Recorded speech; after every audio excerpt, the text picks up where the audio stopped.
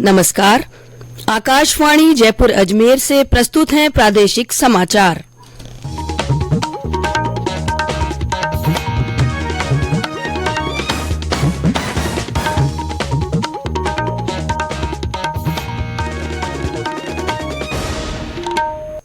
मुख्य समाचार।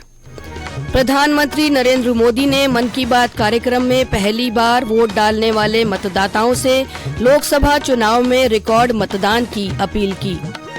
ईआरसीपी आभार यात्रा के दूसरे दिन मुख्यमंत्री भजनलाल शर्मा ने धौलपुर और करौली में किया सभाओं को संबोधित। प्रधानमंत्री ने आज देश भर में 21 ईएसआईसी मेडिकल कॉलेजों, अस्पतालों और औषधालयों का वर्चुअल माध्यम से किया लोकार्पण। प्रदेश के अलवर और उदयपुर सहित कई जिलों को मिली सौगात। और प्रदेश में तापमान में उतार चढ़ाव का दौर जारी। पश्चिमी विक्षोभ के असर से अगले 2 दिन 12 से अधिक जिलों में हल्की बारिश होने के आसार।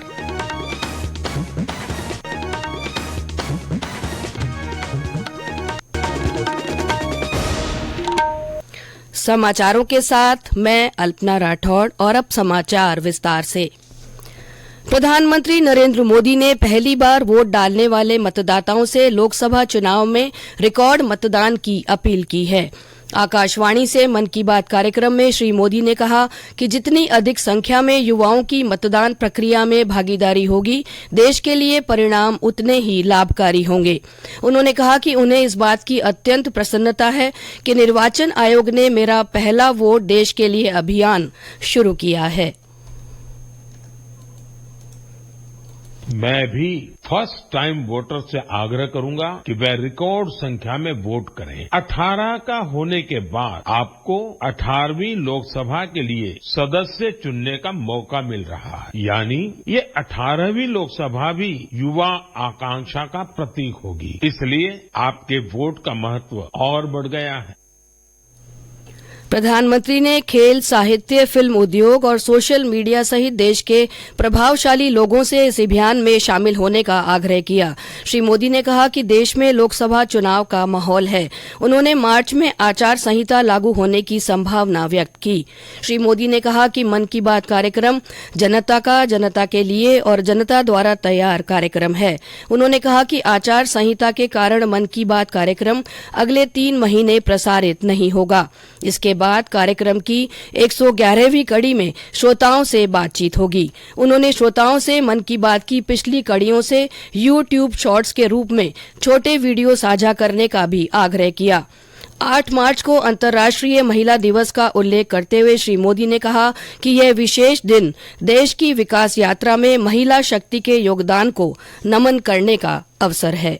आज भारत की नारी शक्ति हर क्षेत्र में प्रगति की नई ऊंचाइयों को छू रही है। कुछ वर्ष पहले तक किसने सोचा था कि हमारे देश में गांव में रहने वाली महिलाएं भी ड्रोन उड़ाएंगी, लेकिन आज ये संभव हो रहा है। आज तो गांव-गांव में ड्रोन दीदी की इतनी चर्चा हो रही है, हर किसी की जुबान पर नमो ड्रोन दीदी, नमो ड्रोन दीदी ये चल पड़ा है। हर कोई इसके विषय में चर्चा कर रहा है। एक बहुत बड़ी जिज्ञासा पैदा हुई है। प्रधानमंत्री ने मन की बात कार्यक्रम में वन्य जीवों के संरक्षण, जैव विविधता और इको टूरिज्म को बढ़ावा देने की जरूरत पर जोर दिया। श्री मोदी ने कहा कि पिछले कुछ वर्षों में देश में बाघों की संख्या बढ़ी है। उन्होंने बकरी पालन का भी उल्लेख किया, जो लोगों के लिए आजीविका का एक प्रमुख साधन बन गया है। उन्होंने भारत की विविधता का भी उल्लेख किया और मातृभाषा के उपयोग पर बल दिया। श्री मोदी ने घोषणा की कि कंटेंट क्रिएटर की प्रतिभा को सम्मान देने के लिए देश में नेशनल क्रिएटर अवार्ड शुरू किया गया है। उन्होंने लोगों से भी आग्रह किया कि वे नेशनल क्रिएटर अवार्ड के लिए अपने पसंदीदा कंटेंट क्रिएटर को नामांकित करें। देश के युवाओं की आवाज आज बहुत प्रभावी बन चुकी है। उनकी प्रतिभा को सम्मान देने के लिए देश में नेशनल क्रिएटर्स अवार्ड शुरू किया गया है। इसके तहत अलग अलग कैटेगरीज में उन चेंज मेकर्स को सम्मानित करने की तैयारी है। यह कॉन्टेस्ट MyGov पर चल रहा है और मैं कंटेंट क्रिएटर्स को इससे जुड़ने के लिए आग्रह करूंगा। आप भी अगर ऐसे इंटरेस्टिंग कंटेंट क्रिएटर्स को जानते हैं तो उन्हें नेशनल क्रिएटर्स अवार्ड के लिए जरूर नॉमिनेट करें। प्रदेश में भी मन की बात कार्यक्रम को लेकर उत्साह नजर आया। विभिन्न स्थानों पर जुटे लोगों ने मन की बात कार्यक्रम को सुना। झालावाड़ जिले में भी कई स्थानों पर भाजपा कार्यकर्ता और आम लोगों ने मन की बात कार्यक्रम को सुना। भीलवाड़ा में सांसद सुभाष बहेड़िया ने भाजपा कार्यकर्ताओं के साथ मन की बात कार्यक्रम को उत्साहपूर्वक सुना। प्रधानमंत्री नरेंद्र मोदी ने आज गुजरात के द्वारका में ओखा और बेट द्वारका को जोड़ने वाले सिग्नेचर ब्रिज सुदर्शन सेतु को राष्ट्र को समर्पित किया। इस सेतु की लंबाई लगभग 2 किलोमीटर और 320 मीटर है तथा यह देश का सबसे लंबा केबल पुल है। इस अवसर पर जनसभा को संबोधित करते हुए प्रधानमंत्री ने कहा कि प्राचीन द्वारका देखने के लिए गहरे सागर में जाने का उनका दशकों पुराना सपना आज साकार हो गया। श्री मोदी ने कहा कि सुदर्शन सेतु केवल एक सुविधा ही नहीं है, बल्कि यह इंजीनियरिंग का एक बहुत अनूठा उदाहरण है। प्रधानमंत्री ने द्वारका की स्वच्छता की सराहना की और लोगों से भविष्य में ऐसी ही स्वच्छता बनाए रखने का अनुरोध किया। इस दौरान प्रधानमंत्री ने 4,150 करोड़ रुपए से अधिक की परियोजनाओं का लोकार्पण किया और आधारशिला रखी। ईआरसीपी आभार यात्रा के दूसरे दिन आज मुख्यमंत्री भजनलाल शर्मा धौलपुर और करौली के दौरे पर रहे। उन्होंने धौलपुर में मचकुंड स्थित लाडली जगमोहन मंदिर में दर्शन किए और जनसभा को संबोधित किया। वहीं करौली में आभार सभा को संबोधित करते हुए मुख्यमंत्री भजनलाल शर्मा ने कहा कि राज्य में डबल इंजन सरकार ने मध्य प्रदेश के साथ मिलकर ईआरसीपी का कार्य शुरू कर दिया है। उन्होंने ईआरसीपी को लेकर पूर्ववर्ती कांग्रेस सरकार पर जनता को गुमराह करने का आरोप लगाया।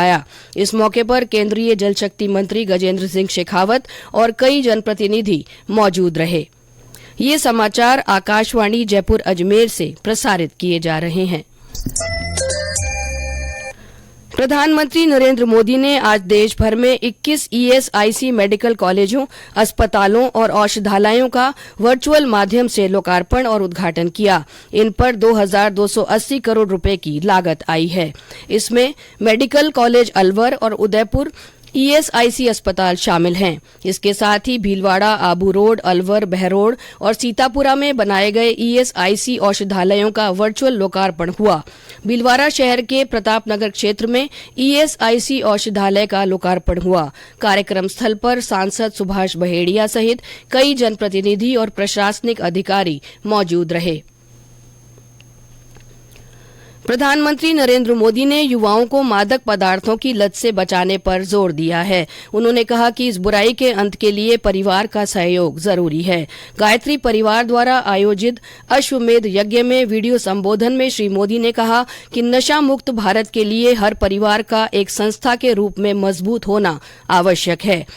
प्रधानमंत्री ने कहा कि जब परिवार के मूल्यों में गिरावट आती है तो इसका प्रतिकूल प्रभाव पड़ता है। श्री मोदी ने कहा कि अश्वमेध यज्ञ युवाओं को नशे जैसी गतिविधियों से दूर रखने और राष्ट्र निर्माण की ओर उनका ध्यान केंद्रित करने के लिए व्यापक अभियान बन चुका है। अंगदान की ऑनलाइन शपथ में अव्वल रहने के बाद अब प्रदेश में अंगदान को बढ़ावा भी मिल रहा है। इस मुहिम में अब झालावाड़ मेडिकल कॉलेज भी शामिल हो गया है। कल यहां एक ब्रेन डेड मरीज का ऑर्गन रिट्राइवल किया गया। जयपुर, कोटा और जोधपुर से गए चिकित्सा विशेषज्ञों ने स्थानीय चिकित्सकों के साथ अंगदान को मूर्त रूप दिया। ब्रेन डेड मरीज से किडनी, लीवर और कॉर्निया प्राप्त किए गए। इनमें से एक किडनी तथा लीवर सवाई मानसिंह अस्पताल जयपुर तथा एक किडनी एम्स जोधपुर को आवंटित की गई। इन अंगों को तत्काल जरूरतमंद मरीजों तक पहुंचाने के लिए ग्रीन कॉरिडोर बनाया गया। 4 एम्बुलेंस के माध्यम से इन अंगों को जयपुर और जोधपुर पहुंचाया गया। गौरतलब है कि झालावाड़ प्रदेश का पहला non transplant organ retrieval centre बना है, जहां पर ब्रेन डेड घोषित किए गए मरीज के परिवार की सहमति के बाद 3 अंगों को दूसरे शहर में प्रत्यारोपित किया गया। और अब मौसम। प्रदेश में मौसम में बदलाव के बीच ज्यादातर स्थानों पर पिछले 24 घंटों में न्यूनतम तापमान में मामूली गिरावट दर्ज की गई है। आज सबसे कम 6.5 डिग्री सेल्सियस न्यूनतम तापमान माउंट आबू में दर्ज किया गया।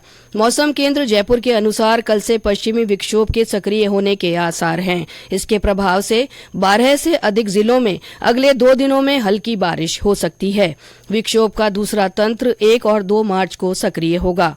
इसके असर से कुछ स्थानों पर बारिश होने और ओले गिरने की भी संभावना है। और अंत में मुख्य समाचार एक बार फिर। प्रधानमंत्री नरेंद्र मोदी ने मन की बात कार्यक्रम में पहली बार वोट डालने वाले मतदाताओं से लोकसभा चुनाव में रिकॉर्ड मतदान की अपील की है। ईआरसीपी आभार यात्रा के दूसरे दिन मुख्यमंत्री भजनलाल शर्मा ने धौलपुर और करौली में सभाओं को संबोधित किया।